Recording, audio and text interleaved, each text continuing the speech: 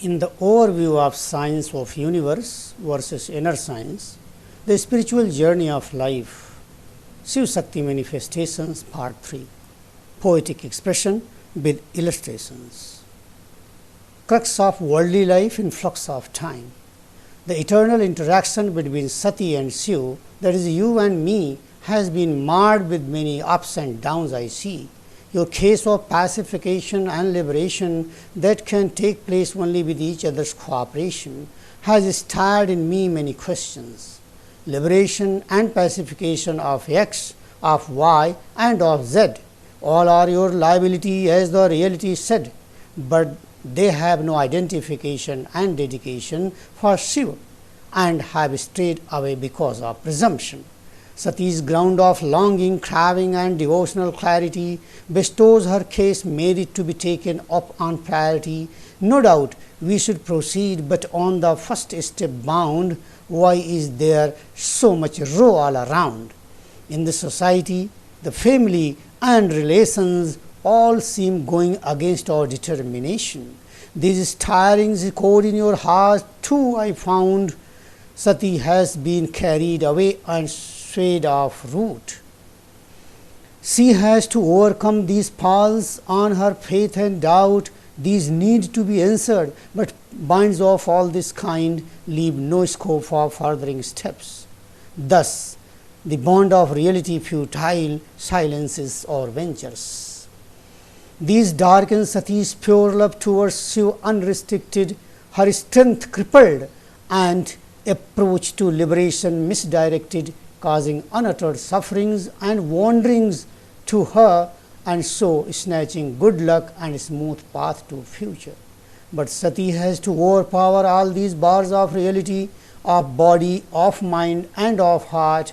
Body confines the infinite within hunger, thirst, psychological needs and gender from dusk to dawn, its caste, color, shape, size, look, touch, health, its biochemistry and so on. Whereas mind does so with its attitudes, principles and opinions, dictates of ism, ideology and so-called religions. What to say about heart? It proves to be so heavy on one with its inclinations, likes, dislikes, love, hatred and mount in selfishness, otherness and such emotions of numerous kind, greed, attraction, distraction and much to count. These are the paths on ultimate and wanderings created in world for all. The worldly life with its fever, fret and fruits caused by such dictates continues after all. Thus Sati's search for Shiva, that is the scope of manifestation and liberation, gets to be restricted, stunted and subject of deviation. Illustrations. Crux of worldly life in flux of time. Dilemma is over now.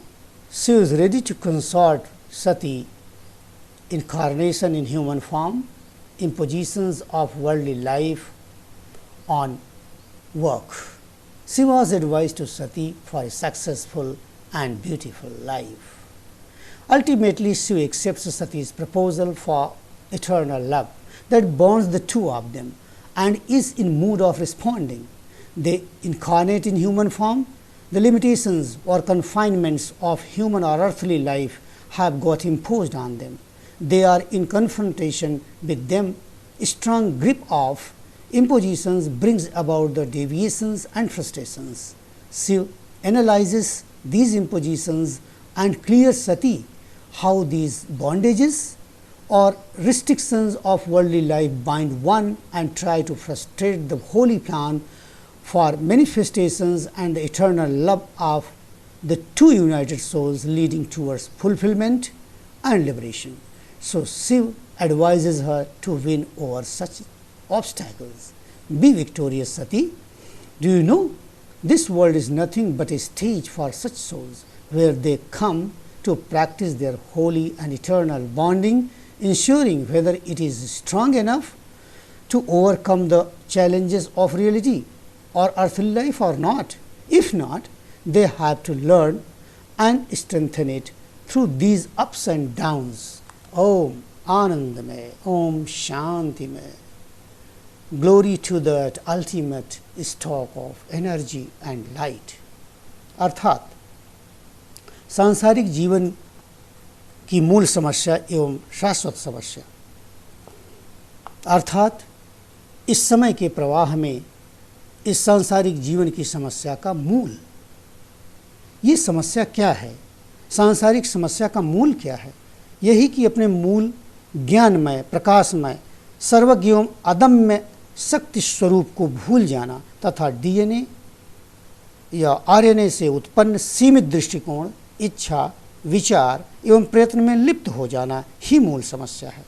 वस्तुतः जीवों की क्रिया प्रतिक्रिया से उत्पन्न आदतें जब DNA RNA के रूप में उनकी मूल चेतना पर एक परत के रूप में अंकित या आरोपित होने लगी, तो साथ ही साथ इस परत का क्रिया प्रतिक्रिया शुद्ध चेतन से भी होने लगी।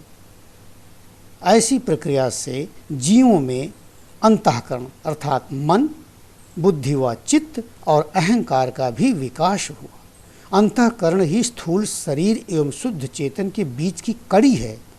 ये शरीर व इंद्रियों की तरफ भी खींच सकता है और शुद्ध चेतन आत्मा की ओर भी खींच सकता है। यही संघर्ष या गीतोक्त युद्ध का क्षेत्र है। अंतःकरण ही सूक्ष्म शरीर है जो स्थूल शरीर के मरने पर भी नहीं मरता है। यह बीज की तरह सुरक्षित रहता है और पुनः सही समय आने पर स्थूल शरीर दूसरा स्थूल शरीर बना लेता है। इस भाग में अर्थात भाग 3 में शिव शक्ति का अवतरण होता है। बंधनों की प्रबलता में पड़ते हैं, शक्ति विचलित होने लगती हैं। शिव जी भी दुविधा में आ जाते हैं कि उनका जो वादा था सती से, वो जो आगे बढ़ने का, सृष्टि प्रवर्तन का, वो हो पाएगा कि नहीं उनके कोऑपरेशन के बिना, जिससे वह बंधन का विश्लेषण करते हैं और उसकी प्रबलता को स्पष्ट करते हैं ताकि सती इसको समझें और उनका सहयोग कर सके, ताकि उनका मैनिफेस्टेशन हो सके, अभिव्यक्ति हो सके और सती की मुक्ति हो सके।